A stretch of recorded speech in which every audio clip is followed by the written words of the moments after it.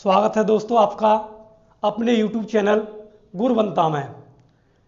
जैसा कि आप पिछली क्लासों से देख रहे हैं कि हम भौतिक विज्ञान का पहला चैप्टर वैद्युत आवेश तथा क्षेत्र के बारे में पढ़ रहे हैं।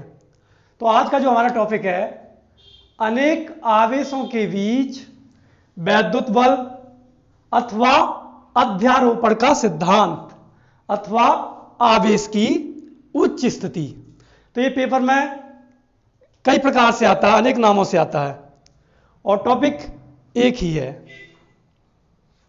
तो इसके लिए एक चित्र बनाते हैं, एक निर्देशांक बनाते हैं जो कि दो विमाओं वाला है। इसमें कहीं भी निर्देशांक के अंदर तीन बिंदु लेते हैं, एक, दूसरा और एक तीसरा। इन्हें मूल बिंदु O जिसके निर्देशांक हैं 0,0 से मिलाते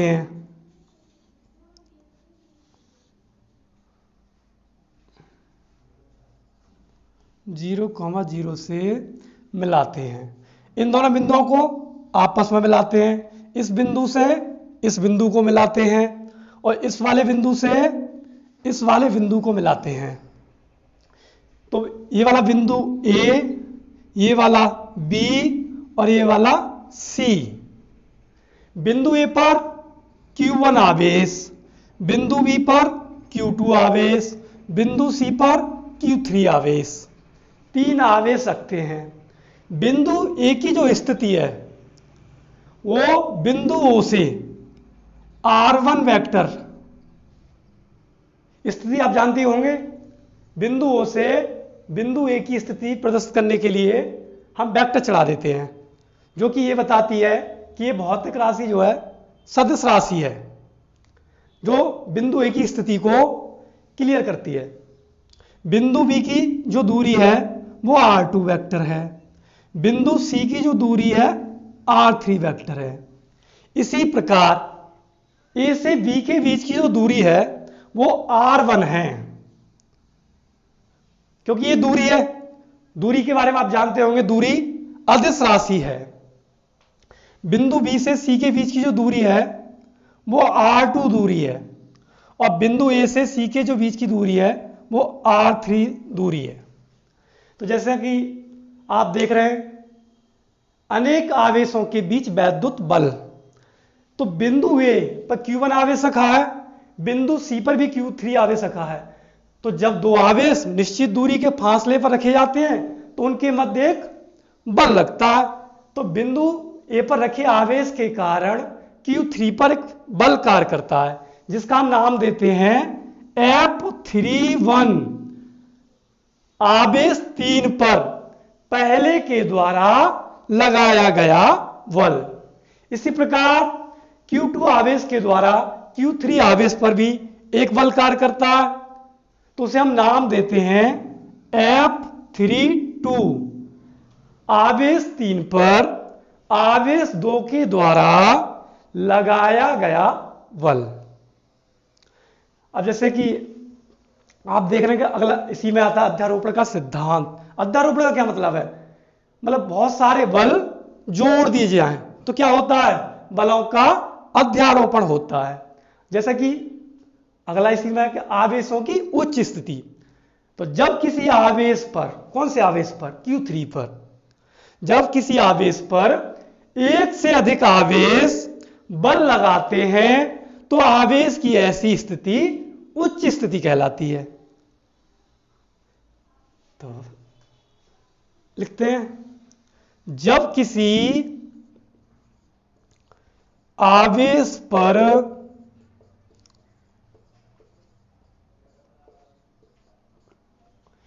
एक से अधिक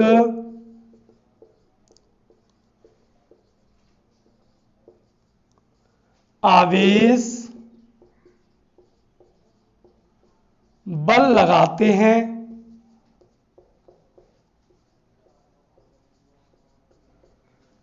तो आवेशों की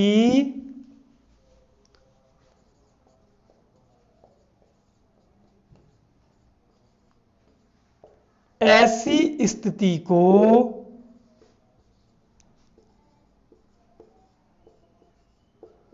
उच्च स्थिति कहते हैं।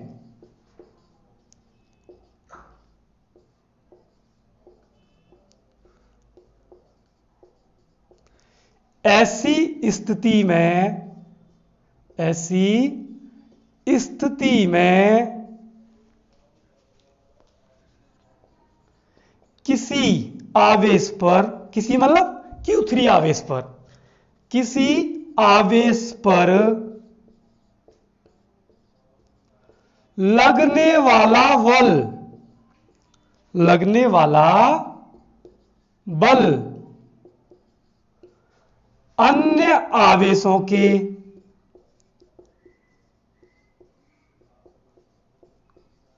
लगाए गए बल का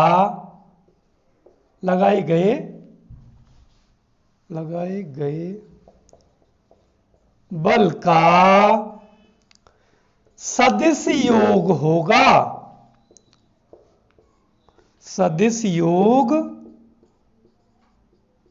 होगा। यानी Q1 और Q2 के द्वारा Q3 पर लगाए गए बलों का सदिश योग होगा। तो Q1 के द्वारा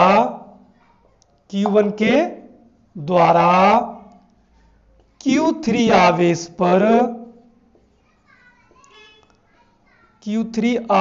पर लगाया गया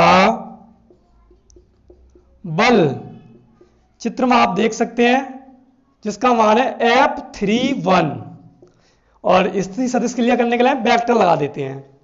तो F31 बराबर 1/4 pi epsilon node Q1 Q3 बट्टे R3 का स्क्वायर।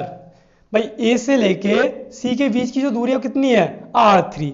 तो आप जानते हैं कि बल के सूत्र में दूरी का क्या होता है? वर्ग होता है। दिशा जो F31 है वो कौन सी दिशा में लग रहा है? A से C की दिशा में लग रहा है, AC। इसी प्रकार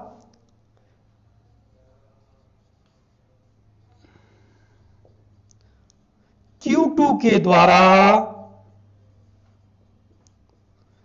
Q3 आवेश पर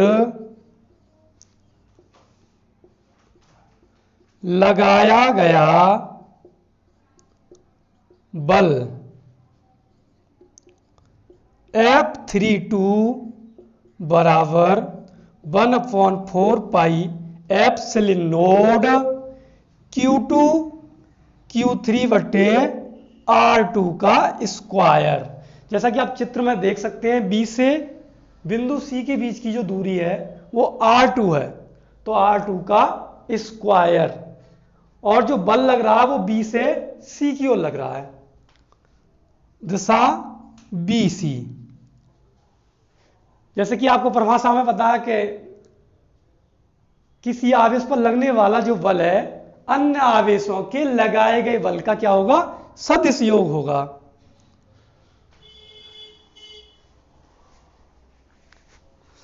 सदिश योग होगा। तो F बराबर F31 वेक्टर F32, तो वेक्टर F बराबर, इसे हम परिणामी 11th में आपने पढ़ा होगा, परिणामी आर, जब दो बलों पर वेक्टर लग रहा हो तो उन्हें खोलने का एक सूत्र होता है। जैसे आपने पढ़ा होगा 11th क्लास में, परिणामी आर बराबर अंडर रूट में मोड में ए स्क्वायर प्लस मोड में B square plus K2AB cos theta. इसी फॉर्म में सूत्र को खोल देंगे।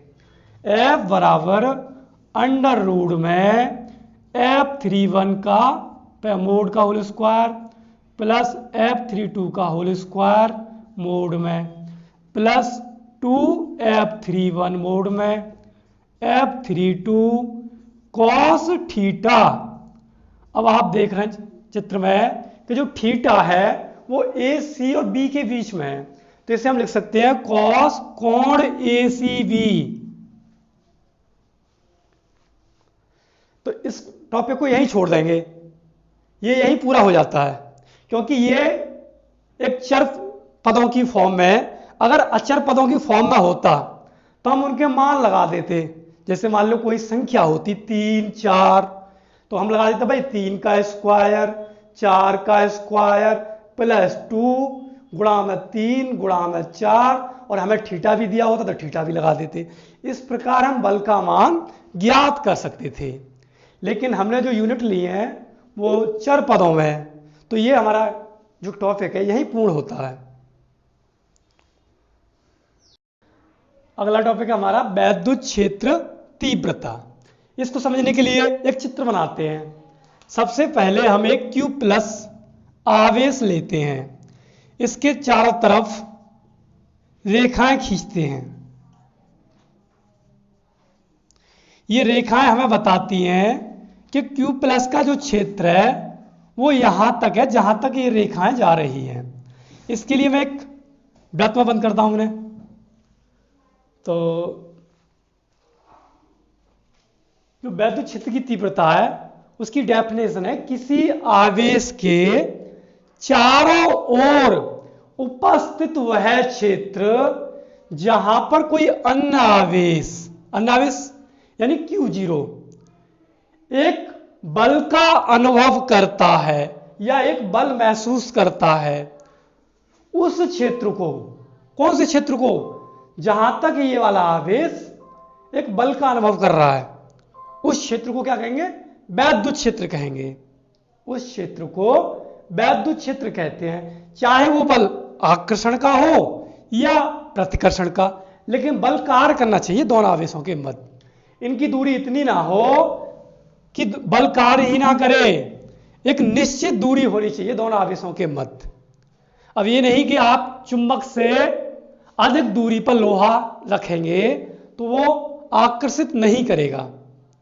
जिस प्रकार पृथ्वी भी प्रत्येक वस्तु को अपने केंद्र की ओर आकर्षित करती है, लेकिन अगर पृथ्वी के तल से 6400 किलोमीटर की ऊंचाई पर चले जाएं तो वहां पे गुरुत्वाकर्षण कार्य नहीं करता।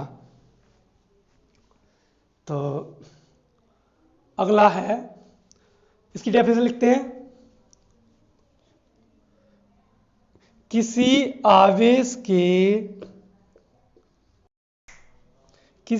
आवेश के चारों ओर उपस्थित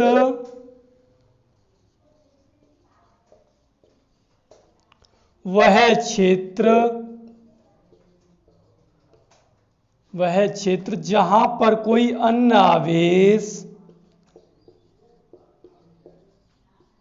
अन्य आवेश एक बल का अनुभव करता है, एक बल का अनुभव करता है,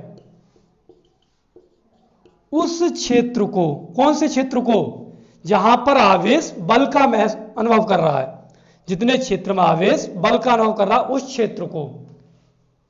उस क्षेत्र को वैद्युत क्षेत्र कहते हैं। उस पर लगने वाले बल को, किस पर? आवेश पर लगने वाले बल को, उस पर लगने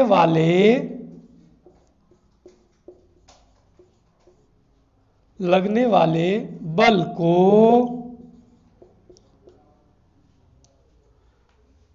वैद्युत क्षेत्र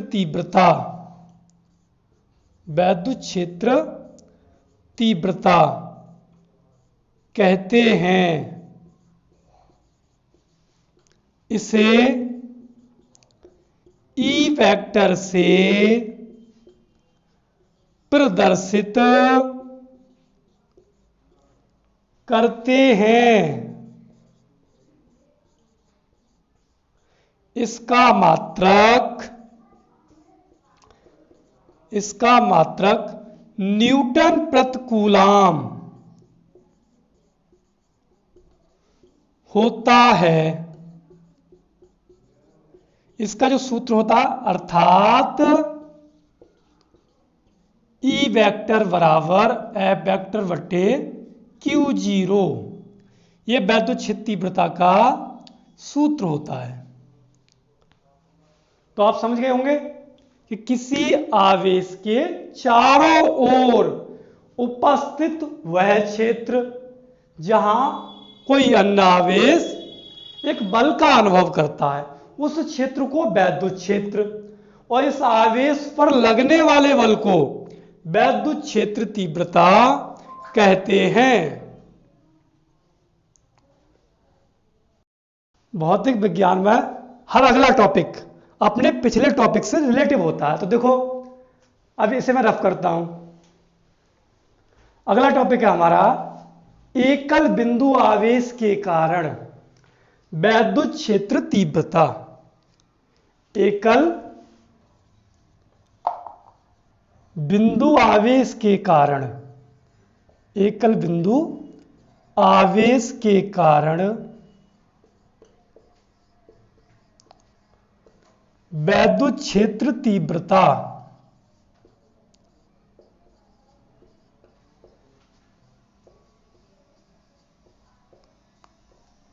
इसी में से एक चित्र उठाते हैं। देखो ये हमें आवेश दिखाई दे रहे हैं दोनों, Q प्लस क्यू जीरो, और बीच की दूरी कितनी है R।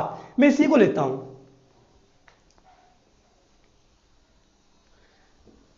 Q प्लस बीच की दूरी R और क्यू जीरो। तो माना एक बिंदु आवेश Q प्लस के परावैद्युतांक के माध्यम में रखा है, जिससे R दूरी पर एक परीक्षण आवेश, जिस पर हम परीक्षण कर रहे हैं, एक परीक्षण आवेश Q0 रखा है। तो जैसा कि आप जानते हैं कि दो आवेशों के बीच निश्चित दूरी हो R, तो एक बल कार्य करता है। तो तब इनके बीच में एक बल कार्य करेगा। पहले उस बल का मान ज्ञात करते हैं। माना एक बिंदु आवेश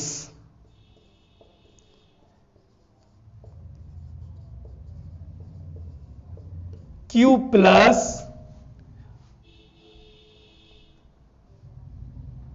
परावैद्युतांक के माध्यम में रखा है, माध्यम में रखा है। बिंदु आवेश Q प्लस से R दूरी पर एक परीक्षण आवेश Q0 रखा है, जिस पर एक बल कार्य करता है,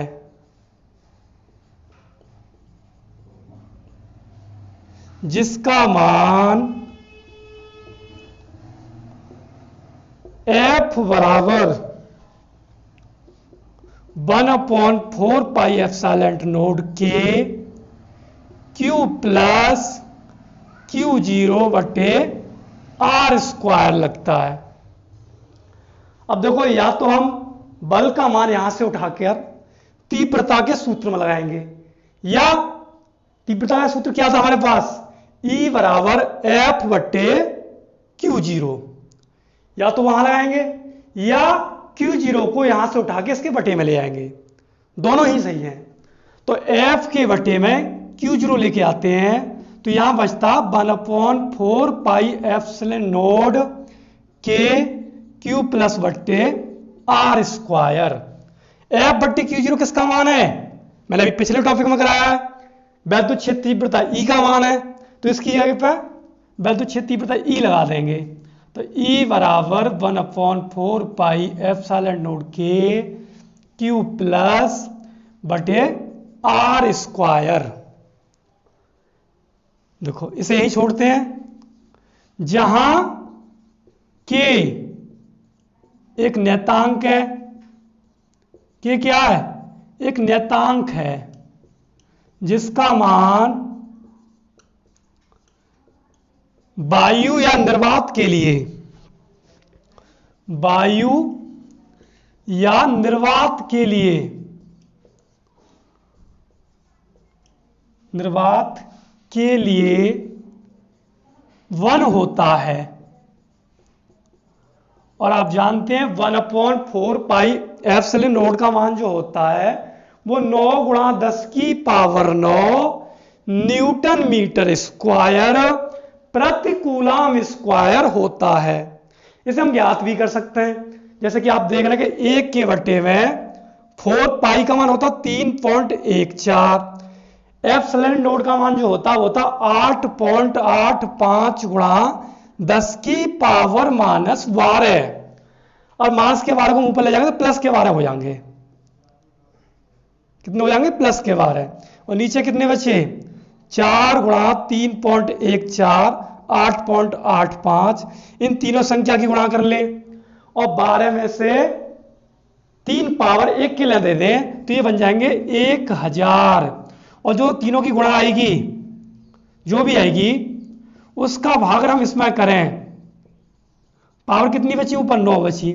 इसका भाग गुणा कर इसे काटेंगे तो 9 बार कटेगा, तो 9 × 10⁹ न्यूटन मीटर स्क्वायर प्रति कूलम स्क्वायर।